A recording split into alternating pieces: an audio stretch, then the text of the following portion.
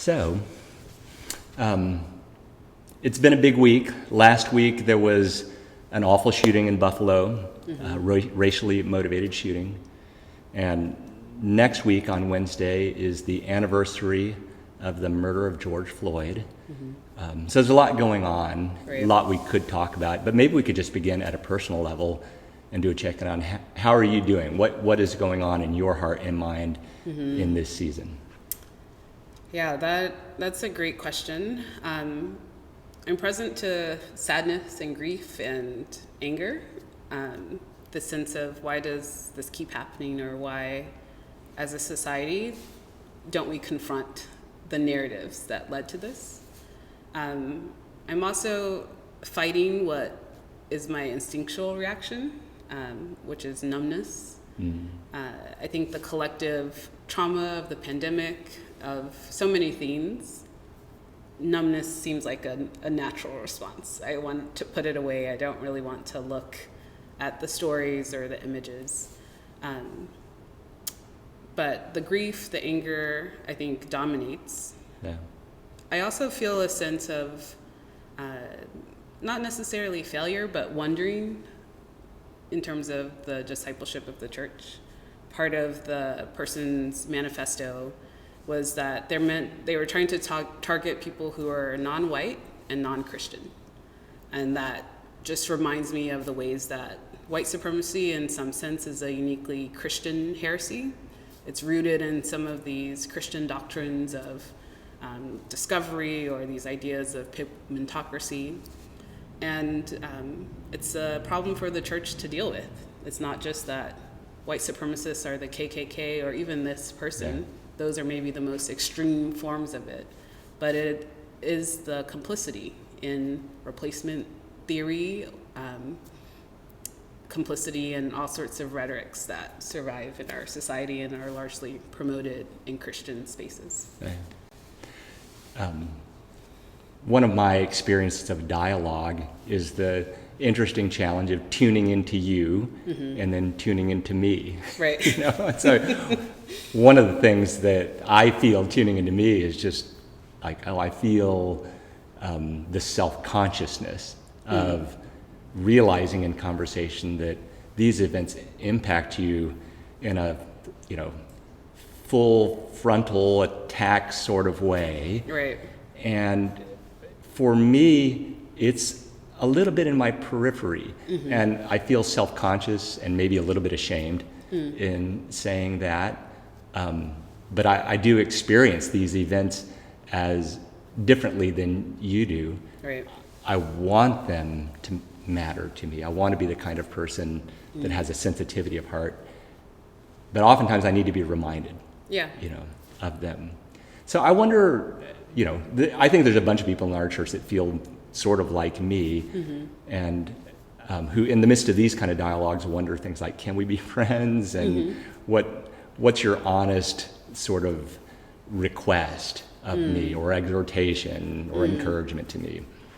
Yeah, I mean, to just level it, I think we all feel that way. I feel that way as I seek to be in solidarity and to love my Indigenous brothers and sisters. I don't instinctually know all of the stories that inform their reactions, but I'm seeking to love them, which demands something of me. And I think that is what I would offer, or sort of ask, what does love demand? Yeah. I think that love demands that I learn. So I'm learning the stories. I'm learning the history. I'm listening to the stories. I think love demands making space for pain and for the collective experience of lament and grief. It can be as simple as checking in with someone. It can be sort of on a larger scale, which is what I often offer, creating lament spaces or creating ways for people who feel like, oh, I'm at step one. Yeah. How do you step in? How can I show up in a way that is welcome? Yeah. So taking advantage of those spaces when they're offered. And for the River Church, we'll have some in the next week. Yeah. Could you say another couple of words about what kinds of space you might like to create? You're still in the midst of designing Still this, but you have sort of the palette Sure. from which you draw. For people who have never been to anything like this, what might they expect? How much do they need to know? Sure. How much do they need to be bought in? Yeah. You know? My maybe philosophy is invitational for all of these types of spaces. So they don't necessarily need to know anything. Maybe they just need someone that they love who might be affected or who would appreciate them being present. And they're generally things like lighting a candle, maybe hearing the names or seeing a photo, hearing the story of someone who's killed, or hearing some of the contextual story, for instance, for George Floyd. And there's a balance of informational, sort of the stating of the facts of what we're here to lament or what we're here to remember. And those are the things that I will provide. But there's also the reflective spiritual piece of inviting the Lord to transform our hearts, inviting the Lord to bring comfort.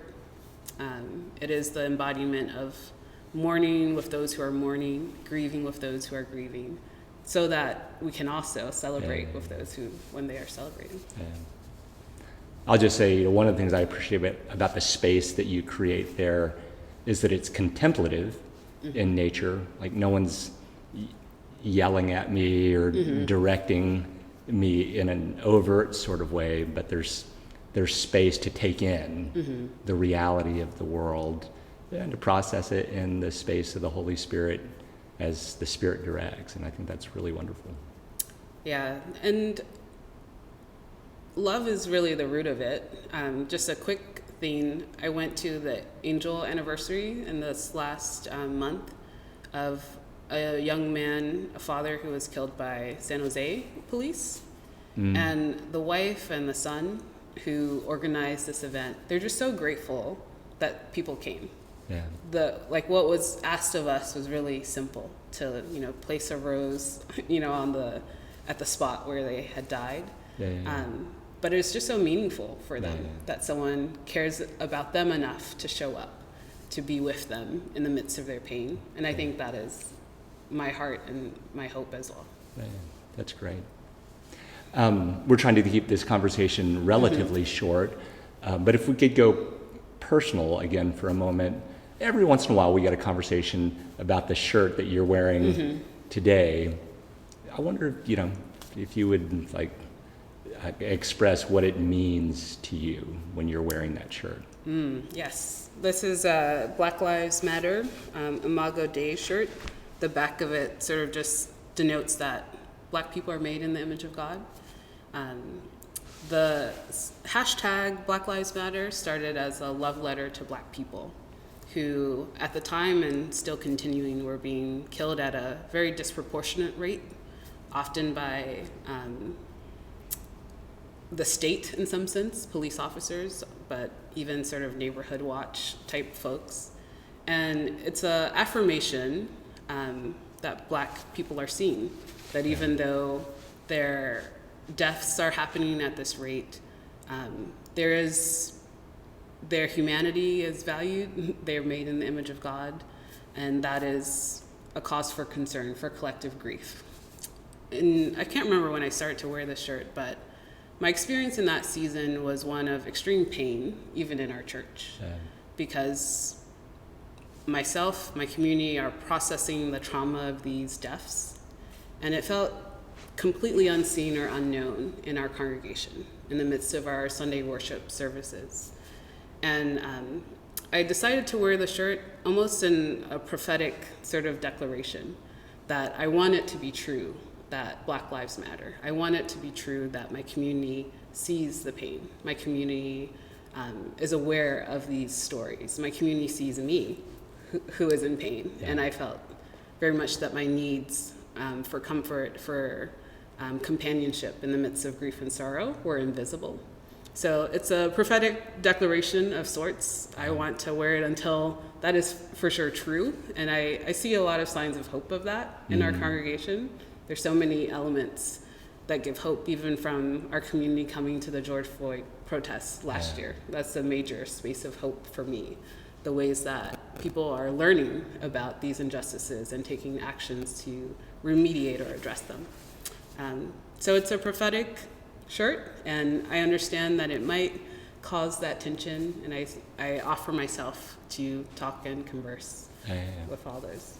Well, there's so many more things to say, but maybe just as a way of closing, I'd like to express a word of gratitude for your patience. I think my family story is that my grandparents immigrated from southern China to the deep south in the United States. So in our family stories, there's just a lot of stories told about the pain of being different and not being seen and not having a voice that's heard.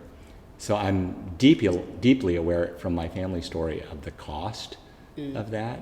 And I just wanted to say that I'm aware of the cost that you pay in being a voice that is different here. And I'm grateful for it.